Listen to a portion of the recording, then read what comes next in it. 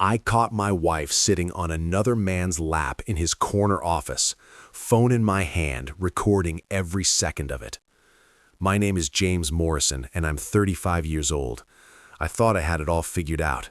Solid career as a project manager, an 8-year marriage to Vanessa, and my 6-year-old daughter, Clarice, who was the light of my life.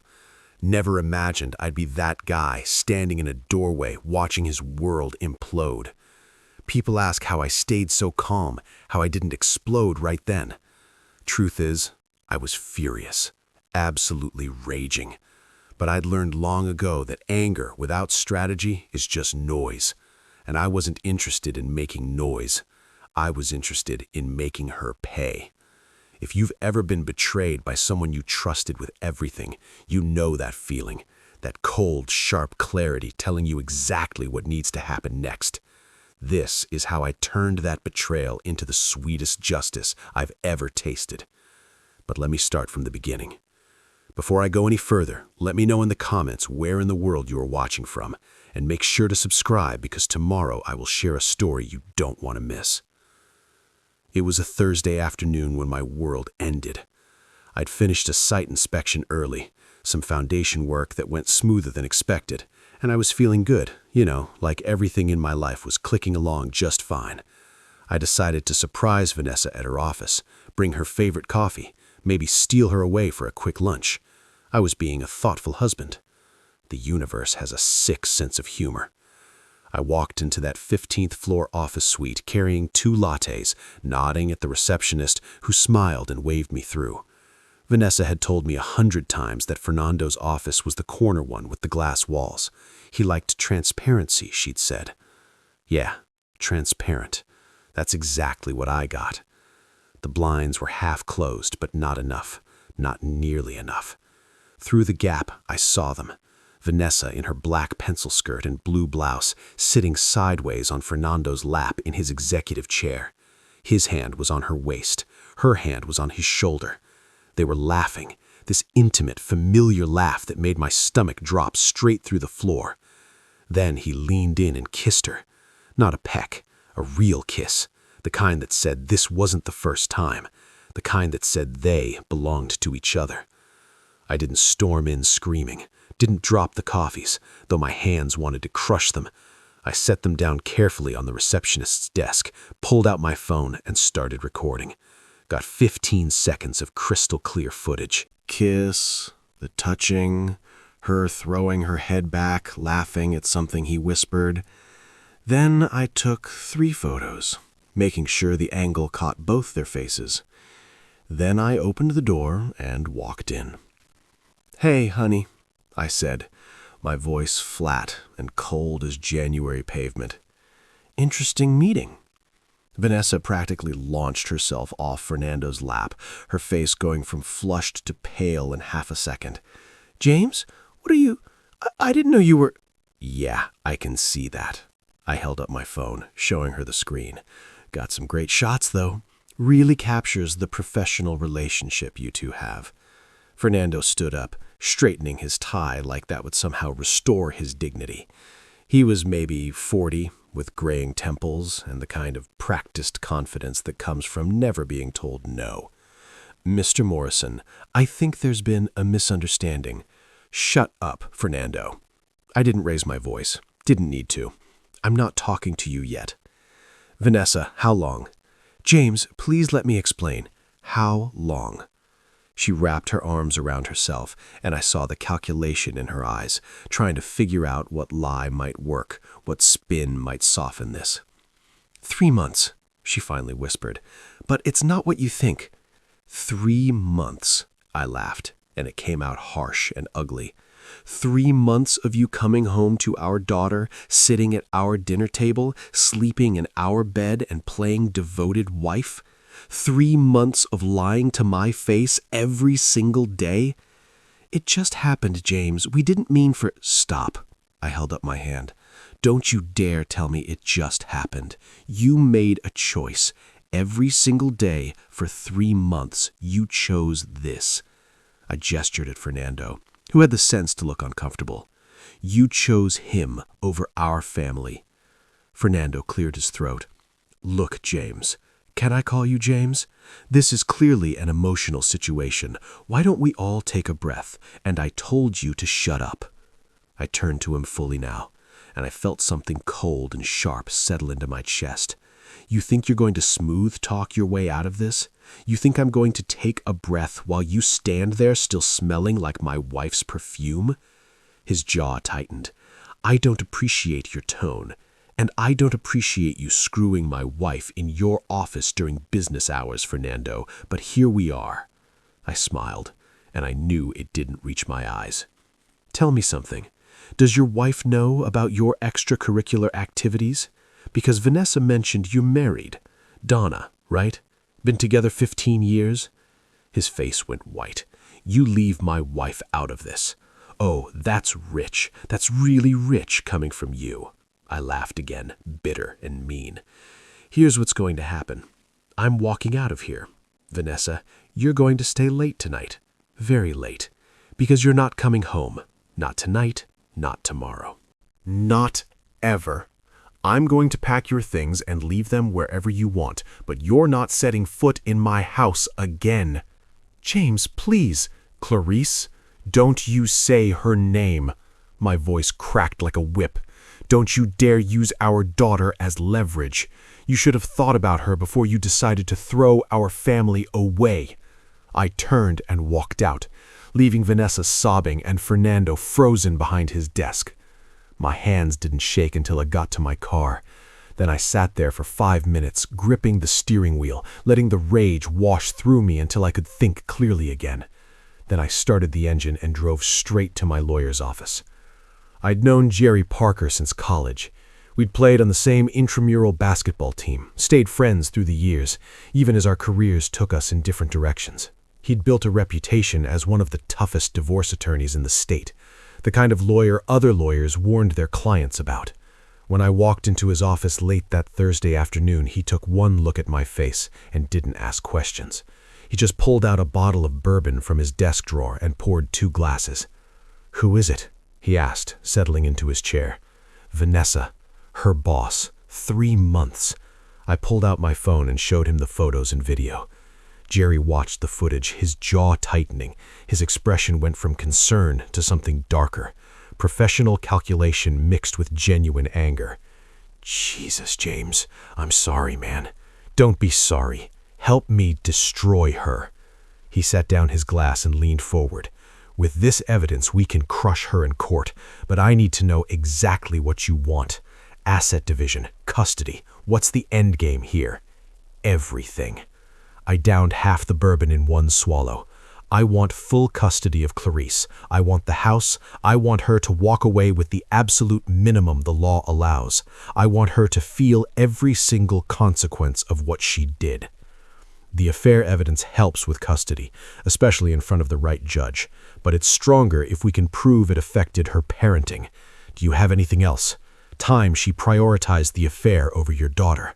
I thought back over the past 3 months, and suddenly all those little moments I dismissed or rationalized came flooding back with crystal clarity. "Yeah," I said slowly. "Yeah, I can document plenty." Late nights, she said, were work dinners. Must have been a dozen of them. There was a weekend team-building retreat that lasted 3 days. I had Clarice the whole time, and Vanessa barely even called to check in. What else? She's been distracted, distant with Clarice. Our daughter would try to show her something from school, and Vanessa would just not be there, like her mind was somewhere else. My hands clenched around the glass. She was thinking about him. While our kid was trying to get her attention, Vanessa was thinking about him. Jerry started taking notes. "Her teacher notice anything?" "Clarice has been quieter lately, more anxious. The teacher mentioned it at the last parent conference, but Vanessa brushed it off as normal 6-year-old stuff." Over the next 2 hours, we built a strategy that felt like constructing a siege engine. Jerry would file first thing Friday morning, requesting an emergency custody hearing based on Vanessa's infidelity and what we'd argue was an unstable home situation. We'd subpoena her work emails and text messages, every communication between her and Fernando, every lie she'd told to cover the affair. We'd depose Fernando himself and make him admit everything under oath. "He'll lawyer up the second he knows about the deposition," Jerry said. "But that doesn't matter. We're going to make this public, make it messy, make sure everyone involved understands exactly what's at stake." Good. I felt that cold satisfaction settling deeper into my chest. "One more thing, James, and this is crucial." Jerry looked at me hard. "Don't contact her. Don't engage. Don't give her anything she can use against you. You're the wronged party here. Let's keep it that way. Document everything. Every text, every call, every time she tries to contact you. Screenshot it, save it, send it to me. She's going to try to come home tonight. Change the locks right now, today, before she can get there." He stood up. "Go straight to the hardware store. Document everything you do. If she shows up and you've changed the locks, record it. If she calls, don't answer, but save the voicemails. Everything she does from this point forward goes into our case file." 20 minutes later, I was at a hardware store picking out new deadbolts and door handles. The clerk asked if I needed help installing them, and I almost laughed. "No," I wanted to say, "I need to do this myself. I need to physically lock her out of my life." I spent the next hour on my knees installing those locks, each turn of the screwdriver feeling like I was sealing something shut. Then I went through the house and packed Vanessa's things: clothes, toiletries, the framed photo of her and her mother, her jewelry box. Every item felt like evidence of a life that was already over. I carried the boxes and suitcases out to the garage and stacked them neatly by the side door. When I picked up Clarice from after-school care that evening, she was showing me a drawing she'd made, our family as stick figures holding hands. My chest tightened. "Where's Mommy?" I asked as we drove home. "Is she working late again?" "Mommy's going to be staying somewhere else for a little while," I said, keeping my voice steady even though my hands were gripping the steering wheel hard enough to hurt. "But you're going to stay here with me, okay? Everything's going to be okay." She looked at me with those big, worried eyes that broke my heart. "Did you and Mommy have a fight?" "Yes, sweetheart, we did. But it's not your fault, okay? This is a grown-up problem, and Daddy's going to handle it." That night, after I tucked Clarice into bed and read her 2 extra stories because she seemed anxious, my phone started buzzing. Vanessa called once, twice. By the time I stopped counting, she'd called 14 times. I didn't answer a single one. Then the texts started rolling in. "James, please, we need to talk. I'm so sorry. I know I messed up. Please, just let me explain. You can't just shut me out like this. This is my house too. You're being cruel and vindictive. I deserve a chance to talk to my daughter. Fine, don't answer, but you can't do this." 23 messages in total, ranging from apologetic to angry to desperate. I screenshotted every single one and forwarded them to Jerry without reading most of them twice. At 10:47 p.m., I heard a car pull into the driveway, then fists pounding on the front door. James, please let me in. We need to talk." I pulled out my phone and started recording, then walked to the door. I didn't open it. "Your things are in the garage," I said, my voice carrying through the wood. "The code is the same. Take them and leave." "I'm not leaving. This is my house too. You can't lock me out." "Not anymore. My lawyer filed the paperwork this morning. You're no longer welcome here." "You can't keep me from my daughter." "I'm not keeping you from her, but you're not staying under my roof. You made your choice, Vanessa. Now live with it." She cried. She begged. She threatened to call the police, to break a window, to camp out on the lawn until I let her in. I recorded all of it. Every word, every sob, every desperate promise that she'd change, that we could work through this. At 11:30 p.m., I heard the garage door open, heard her loading boxes into her car. Then she peeled out of the driveway, tires squealing on the pavement. I sent the recording to Jerry, poured myself another bourbon, and sat in the dark living room, staring at nothing. 6 hours. That's how long it had taken for my entire life to explode. Friday morning, I was making Clarice breakfast when my phone rang. "Jerry, Vanessa's been served," he said without preamble. "She's already retained counsel. Brenton Adams. He's good, but we have the evidence. How are you holding up?" "I'm fine. What's next?" "Emergency custody. Hearing is scheduled for next week. In the meantime, document everything. Keep Clarice's routine as normal as possible. And James, this is going to get ugly." He wasn't wrong. Over the next few days, Vanessa's texts escalated from apologetic to accusatory. "You're being cruel. You're overreacting. You're using our daughter as a weapon. It was a moment of weakness. James, one mistake. You're throwing away our family over one mistake. I screenshot every single message and sent them to Jerry. I didn't respond to any of them. Then, on Saturday afternoon, there was a knock at my door. I opened it to find Laura Kim, Vanessa's mother, standing on my porch with her purse clutched tight. "James," she said, her voice soft and pleading, "can we talk?" I stayed in the doorway, keeping her outside. "I'm sorry, Lorna, but I'm not discussing this with you." "James, she's my daughter. She made a mistake, but she loves you. She loved Fernando enough to risk everything we had. That's not a mistake, that's a choice. Everyone deserves a second chance. Not everyone, not this time." I started to close the door, then paused. "Tell her to communicate through her lawyer. That's the only way I'm talking to her now." Lorna's face crumpled, but I closed the door anyway. I felt a pang of guilt. Lorna had always been kind to me, always welcomed me into the family. But this wasn't her fight, and I wasn't going to let Vanessa use her mother as a messenger. That afternoon, I made a decision. If Vanessa wanted consequences, I'd make sure everyone got them. I found Donna Hubert's number through social media. She had a LinkedIn profile for her interior design business. Professional headshot, warm smile, no idea her husband was a lying piece of garbage. My heart was pounding when I called. "Hello?" She sounded warm, friendly. "Mrs. Hubert, my name's James Morrison. I don't know if you know who I am, but I think we need to talk about your husband." There was a long pause. "What about Fernando?" "He's been having an affair with my wife, Vanessa. It's been going on for 3 months. I caught them together in his office last week." The silence that followed was deafening. "Mrs. Hubert, how do I know you're telling the truth?" Her voice had gone cold, flat. "I have photos, video. I can send them to you if you want, but I'm warning you, they're not easy to look at." Another pause. "Then send them." I sent the evidence. 3 minutes later, my phone rang. "You son of a," she hissed. But she wasn't talking to me. "That son of a, how could he?" Her voice broke. "We have 2 kids, 2 teenage kids, and he's—" "I'm sorry," I said, and I meant it. "I just thought you deserved to know." "Thank you." She sounded like she was crying. "Thank you for telling me." She hung up. 2 days later, on Sunday, Jerry called with news. "Fernando's been put on administrative leave from his job pending an investigation. Donna filed for divorce and reported the affair to the company's HR department." I felt something settle in my chest. Cold, sharp satisfaction. 20 minutes later, my phone rang. "Vanessa, what did you do?" she screamed the second I answered. "Do you have any idea what you've done?" I told the truth, that's all. "Fernando's been suspended. His wife is divorcing him. His career is over." "Good." I felt nothing but ice. He made his choices. Now he's living with them, just like you are. "You're destroying people's lives, James." "No, Vanessa, you did that. I'm just making sure everyone knows who's responsible."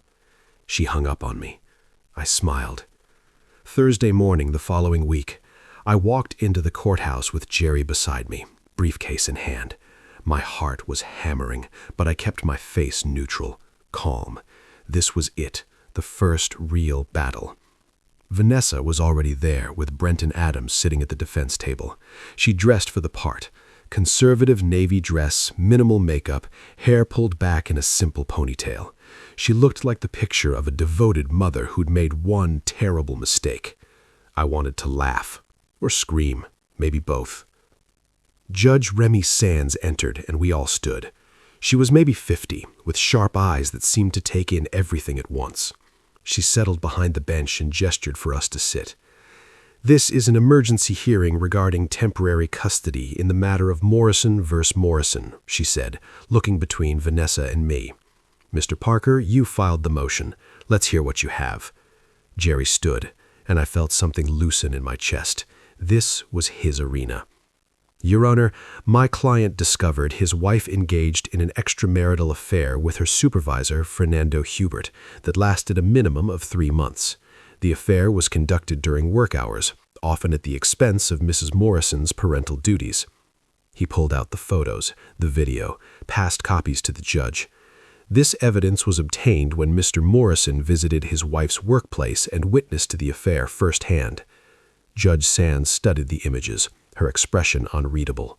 Jerry continued, Over the course of this affair, Mrs. Morrison frequently worked late nights or claimed to, missing school events, parent-teacher conferences, bedtime routines. She prioritized her relationship with Mr. Hubert over her daughter's well-being. We have testimony from Clarice's teacher, Miss Olivia Bradford, who noted that the child seemed increasingly anxious and withdrawn over the past several months. He slid another document across. When Mr. Morrison discovered the affair, he immediately took steps to provide stability for his daughter. He maintained her routine, kept her in her school and activities, provided a consistent home environment. Mrs. Morrison, meanwhile, has demonstrated a pattern of deception and a willingness to prioritize her personal desires over her family's welfare. Brenton stood, smoothing his tie. Your Honor, with all due respect, an affair is a private matter between adults. It's painful, yes, but it shouldn't automatically affect custody arrangements. Mrs. Morrison loves her daughter deeply and has been a devoted mother for 6 years.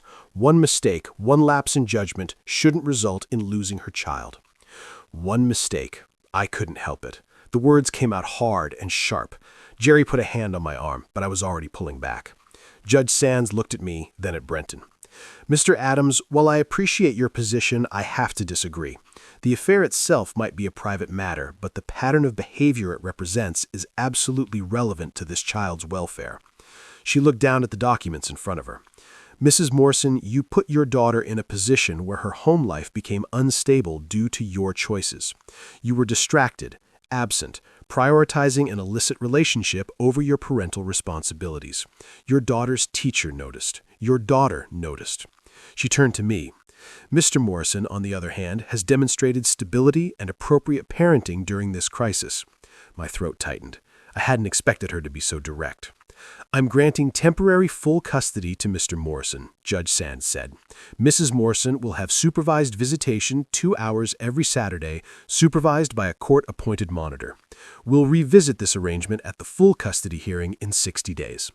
Vanessa's face crumpled. Your Honor, please. My decision is made.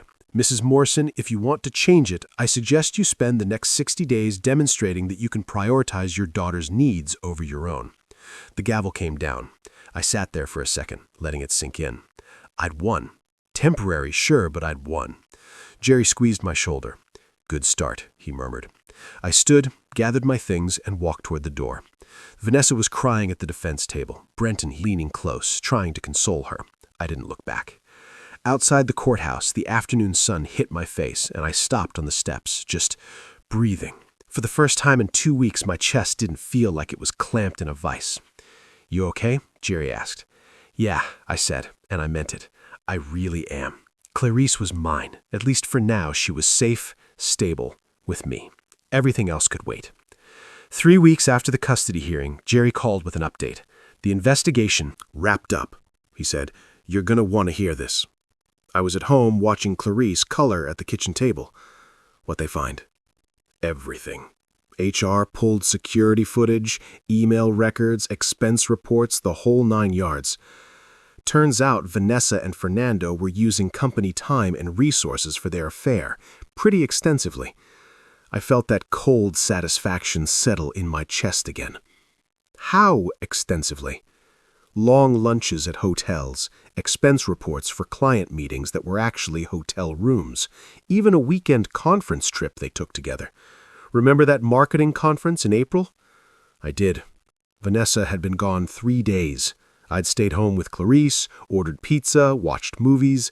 Yeah, they went together, shared a room, billed it all to the company. My jaw tightened.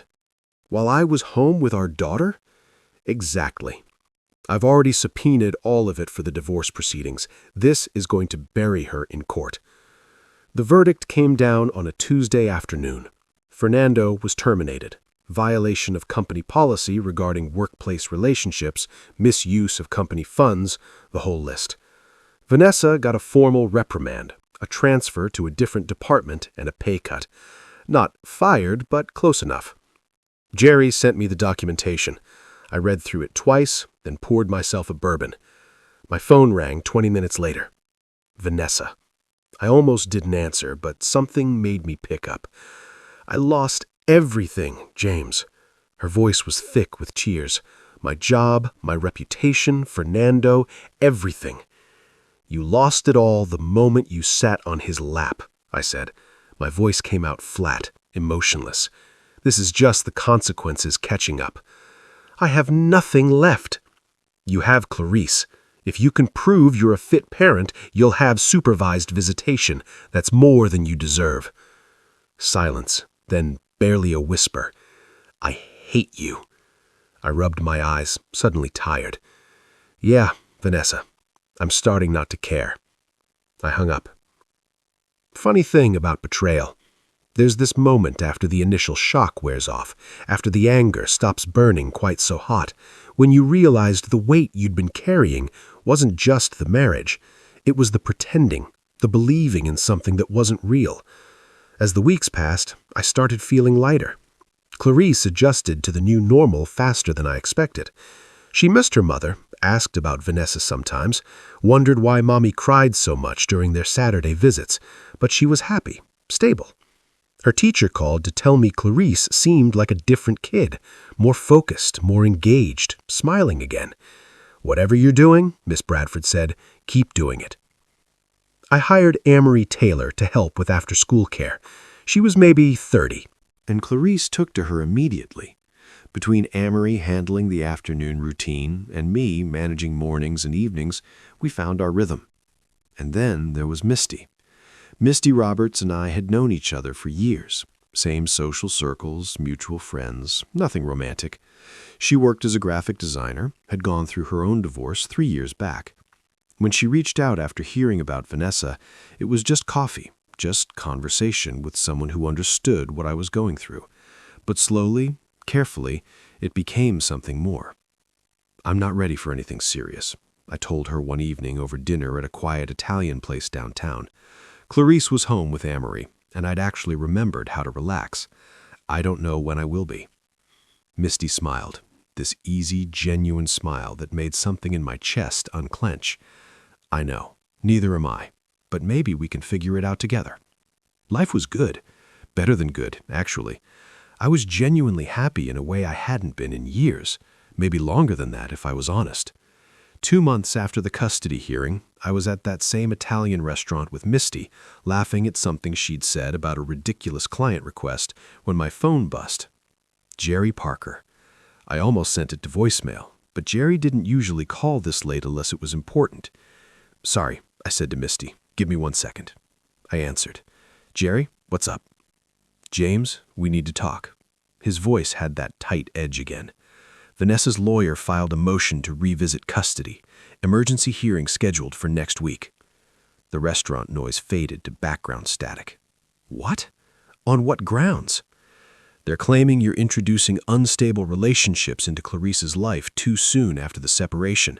They have photos of you and Misty together. I looked across the table at Misty, who was watching me with concern.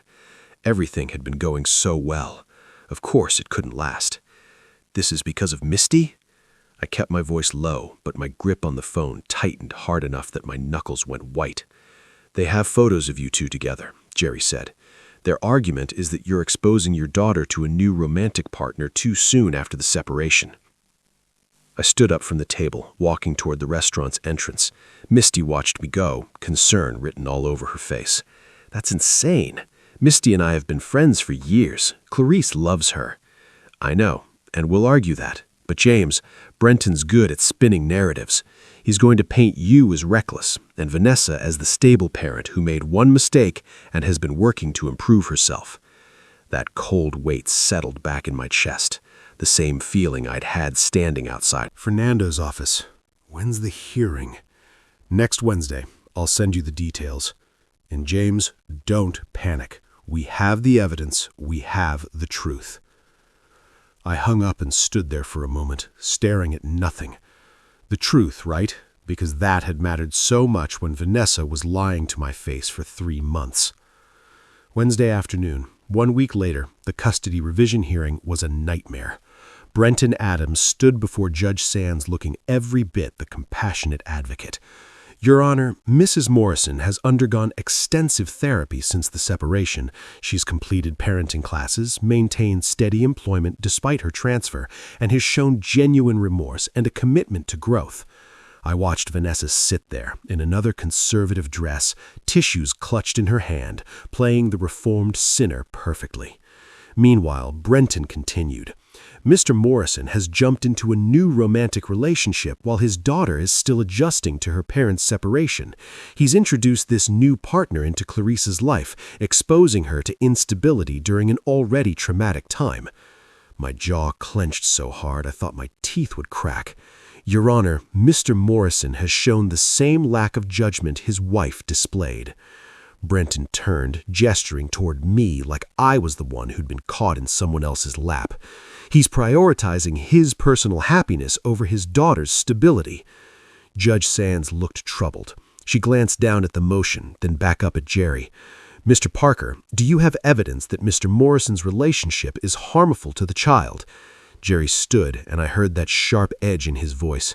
Your Honor, Mr. Morrison's friendship with Miss Roberts predates the separation by years. She's been a positive, stable presence in Clarice's life. This is a transparent attempt to distract from Mrs. Morrison's ongoing pattern of poor judgment. Mrs. Morrison has shown significant improvement, Brenton interrupted smoothly. She's completed therapy, she's maintained steady employment, she's demonstrated genuine remorse and personal growth. Meanwhile, Mr. Morrison is gallivanting around town with a new girlfriend while his daughter watches her father replace her mother.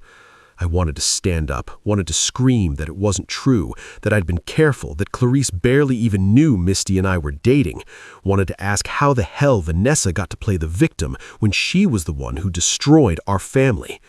Jerry's hand landed on my arm, firm and warning. Stay seated, stay quiet.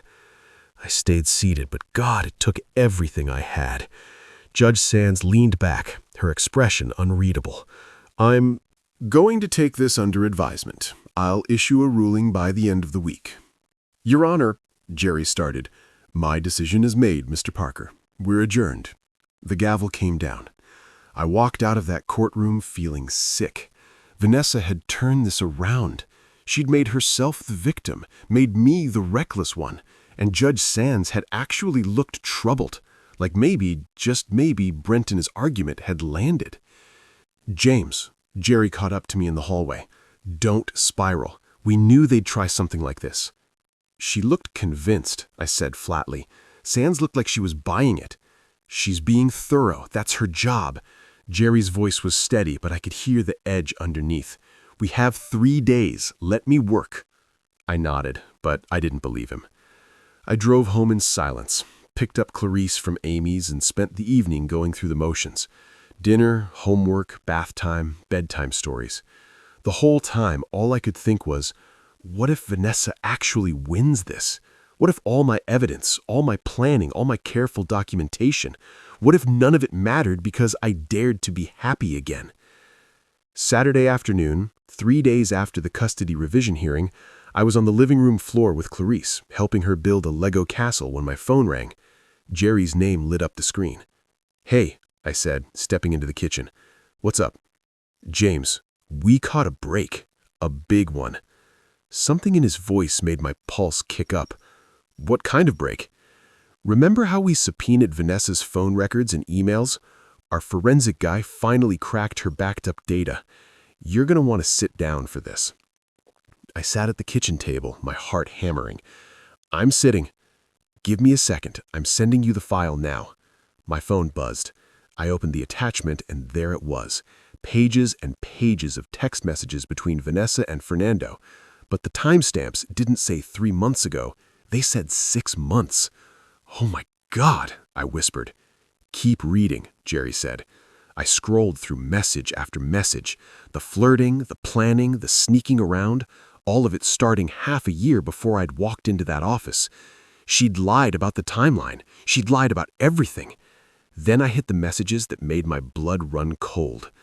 Vanessa, I moved another 3K light today. He still hasn't noticed.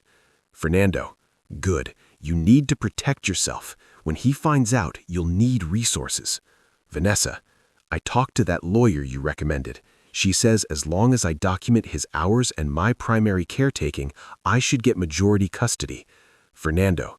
And the house? Vanessa. She thinks I have a strong case, especially if I can prove he's unstable. Been emotionally distant. I couldn't breathe, couldn't think, couldn't do anything but stare at those words. James? Jerry's voice pulled me back. You still there? She was planning this. My voice came out flat, dead. She was planning to leave me? Yeah, she was.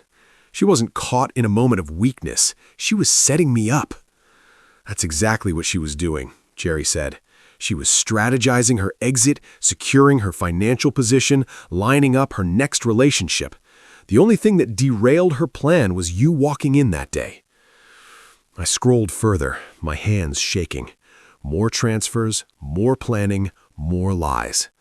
How much did she move? I asked. $47,000 over 4 months. Small enough amounts that you wouldn't notice. Couple hundred here, 1,000 there, all transferred to an account she opened without telling you. $47,000. Money I'd earned. Money we'd saved together. Money that should have been for Clarice's college or our future. And Vanessa had stolen it, piece by piece, while pretending to be my wife. Can we get it back? Every penny. Jerry's voice turned sharp, satisfied. And James, this changes everything. Judge Sands is going to see this for what it is. Fraud, deception, and a complete lack of credibility. I'm filing an emergency motion tomorrow morning. I sat there in my kitchen, staring at the messages on my screen, and felt something cold and furious settle deep in my chest. Vanessa hadn't made a mistake. She'd made a calculated decision to destroy me, to take my money, to take my daughter, and to walk away like she was the victim. Well, guess what? She just handed me the ammunition to destroy her right back. 2 weeks later, over the next 14 days, Jerry worked like a man possessed. He documented every single transfer, every text message, every lie Vanessa had told. He proved the affair had lasted twice as long as she'd admitted. He found witnesses, a bartender who remembered seeing Vanessa and Fernando together at a hotel bar 4 months before my discovery, a server who'd waited on them at a romantic restaurant, even security footage from a parking garage showing them leaving together. Every piece of evidence built the same picture. This wasn't an affair that just happened. This was premeditated betrayal. I helped where I could, but mostly I focused on Clarice, kept her routine normal, kept her happy, made sure she knew that no matter what happened, Daddy loved her and everything was going to be okay. Because it was going to be okay. I could feel it now. Morning of the final hearing. I stood outside the courthouse with Jerry, straightening my tie. You ready? He asked. I looked up at the building where my marriage would officially end, where Vanessa's lies would finally catch up to her, where I'd either walk away with everything or lose it all. Yeah, I said, I'm ready. We walked up the steps together. I felt like a man holding a winning hand. The courtroom felt smaller than I remembered. Vanessa was already there when Jerry and I walked in, sitting next to Brighten at the defendant's table. She kept glancing over at me, trying to read my face, trying to gauge what I was thinking. I gave her nothing, just stared straight ahead, calm and cold. Judge Sands entered, and we all stood. Please be seated, she said, settling behind the bench. We're here for final determination of custody and asset division in the matter of Morrison versus Morrison. She looked at Jerry. Mr. Parker, I understand you have new evidence to present? Yes, Your Honor. Jerry stood, and I watched Vanessa's face go pale. She knew. Somehow, she already knew this wasn't going to go her way. Jerry laid it all out. Every text message between Vanessa and Fernando going back 6 months, twice as long as she'd admitted. Every transfer of money from our joint account to her secret account. Every calculation, every lie, every deliberate step she'd taken to set me up for the fall while she walked away clean. He didn't just present evidence, he painted a picture. A picture of a woman who hadn't made a mistake, who hadn't been swept away by passion or temptation. A woman who'd planned, strategized, and executed a calculated betrayal while sleeping in my bed and eating at my table. Brighten tried to object. Your Honor, the manner in which this evidence was obtained is perfectly legal. Jerry cut him off. These are court-ordered subpoenas of my client's own marital accounts and his wife's company-issued devices. Everything here was obtained through proper legal channels. But the context, Brenton tried again. The context, Jerry said, his voice sharp as a blade, is that Mrs. Morrison has demonstrated a pattern of deception, fraud, and manipulation that extends far beyond the affair. She stole nearly $50,000 from her husband over 4 months. She lied about the timeline of her infidelity, and she attempted to manipulate these very proceedings while painting herself as a reformed individual while continuing to hide assets and deceive this court. He turned to Judge Sands. Your Honor, Mrs. Morrison is not a fit parent, and she is absolutely not entitled to favorable asset division given her extensive financial misconduct. The courtroom was silent. Judge Sands looked at Vanessa. Mrs. Morrison, is any of this true? Vanessa opened her mouth, closed it. Her hands were shaking. Then she started to cry. I was scared, she whispered. I thought if James found out, I'd lose everything. So you decided to steal from him first. Judge Sands' voice was To hide assets and plan your escape while continuing to live in his home, benefit from his income, and pretend to be his wife. I made mistakes. No, Mrs. Morrison. Judge Sands leaned forward. You made choices, calculated, deliberate choices to defraud your husband and manipulate this court. She turned to me, and her expression softened. Mr. Morrison, I apologize that these proceedings have taken as long as they have. It's clear to me that you've been the victim of extensive deception and financial misconduct. Then she delivered the ruling. I'm awarding full sole custody to Mr. Morrison, with supervised visitation for Mrs. Morrison pending completion of a psychological evaluation. Mrs. Morrison will return all funds taken from the marital accounts, plus interest. Asset division will be 70-30 in favor of Mr. Morrison. Given the financial misconduct, Mr. Morrison will retain the marital home and primary custody of the minor child, Clarice. Vanessa's face went white. Your Honor, please. My decision is final. This court is adjourned. The gavel came down. I stood up and I swear I felt 10 pounds lighter. Vanessa stumbled out of the courtroom behind me, Brenton trying to comfort her, but there was nothing he could say. She'd lost completely. In the hallway, she grabbed my arm. James, please, can we talk? I turned to look at her. This woman I'd loved. This woman I trusted with everything. My home, my daughter, my future. There's nothing left to say, Vanessa. I'm sorry. I'm so sorry. I know I screwed up, but please. You didn't screw up. I pulled my arm away. You chose this every step of the way. You chose this. You wanted out. You wanted Fernando. You wanted to protect yourself at my expense. I smiled, cold and bitter. Congratulations. You got exactly what you deserved. I love you, she whispered. I still love you. No, you don't. You love what I represented. Stability, security, a good life, but you didn't love me enough to be faithful. You didn't love me enough to be honest, and you definitely didn't love me enough to put our daughter first.